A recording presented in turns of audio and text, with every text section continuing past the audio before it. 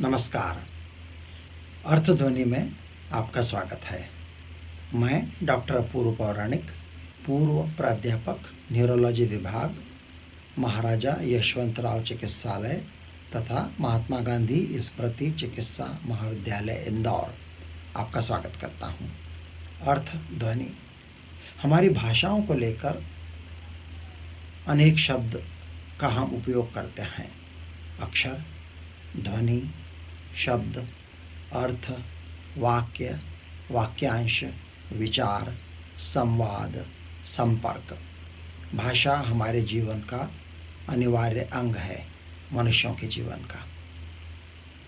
लेकिन अनेक रोग अवस्थाएं ऐसी होती हैं जो प्रायः मस्तिष्क से संबंधित होती हैं, और एक न्यूरोलॉजिस्ट के रूप में मैं उन रोगों से पीड़ित मरीजों से रूबरू होता हूँ, उनकी मदद करता हूँ। उन रोगों में भाषा संबंधी विकार पैदा होते हैं। ये विकार या तो जन्मजात होते हैं या विकासात्मक होते हैं, शुरू से होते हैं, या बाद में एक्वायर्ड होते हैं, अर्जित होते हैं, बाद में आते हैं, बाद की उम्र में। इन सभी परिस्थितियों का स्वरूप भिन्न भिन्न होता है।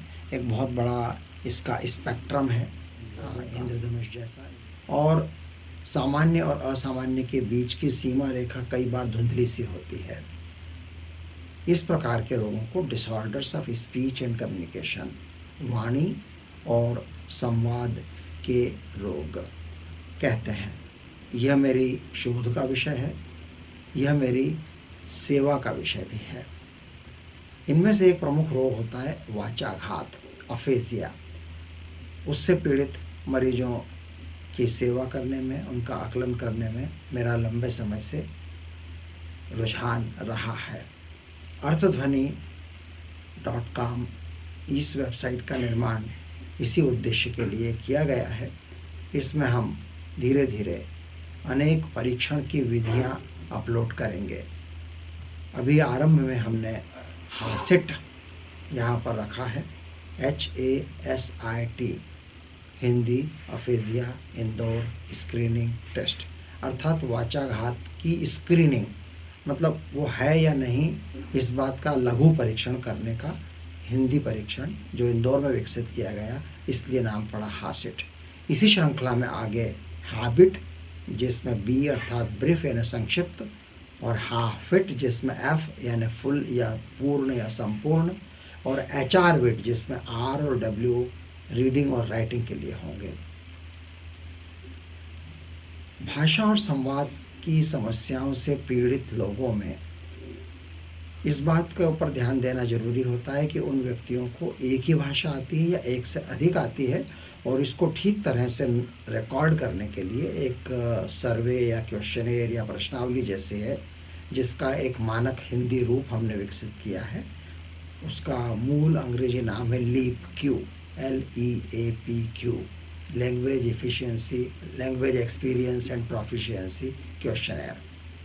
और फिर इस तरह के जितने भी मरीज होते हैं भाषा और संवाद और बुद्धि और ज्ञान या संज्ञानात्मक कार्यों से प्रभावित होने वाले, उन लोगों के अंदर हैंडेडनेस अर्थात हस्तता, आप वाम हस्त हैं या दक्षिण हस्त, दाएं हाथ से काम ज़्यादा करते हैं कि बाएं हाथ से, इसका आकलन करने के लिए भी एक बहुत छोटी सी प्रश्नावली होती है, एडिनबर्ग हैंडेडनेस क्वेश्चनेयर। उसका एक भारतीय हिंदी रूपांतरण यहाँ पर है।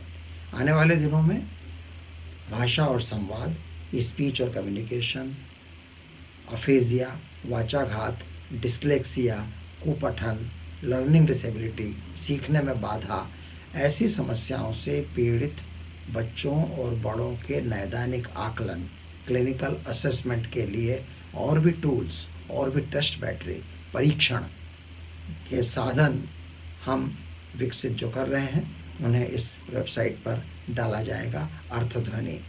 इस वेबसाइट का उपयोग मुख्यतः किसी स्पीच लैंग्वेज पैथोलॉजिस्ट के निर्देशन में किया जाना चाहिए।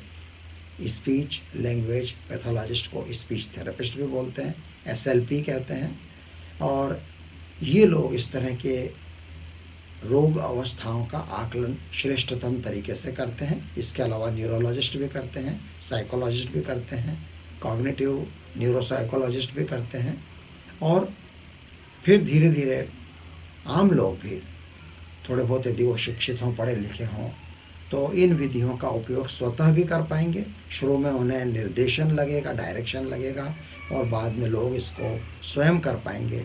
हम उम्मीद करते हैं कि अर्थध्वनि पर प्रस्तुत की गई डायग्नोसिस की, निदान की कुछ विधियां जो भी हैं और आने वाले दिनों में आएंगी, वे अपनी संख्या में बढ़ती जाएंगी, अपनी गुणवत्ता में बढ़ती चली जाएंगी, अपनी विविधता में बढ़ती चली जाएंगी, उनकी लोकप्रियता बढ़ेगी और हमारे देश के अधिक से अधिक लोग इससे लाभान्वित होंगे। आरंभ में हिंदी में और बाद में अन्य भारतीय भाषाओं में भी इनका विकास करने की योजना है। तो एक बार पुनः अर्थध्वनि पर आपका स्वागत है।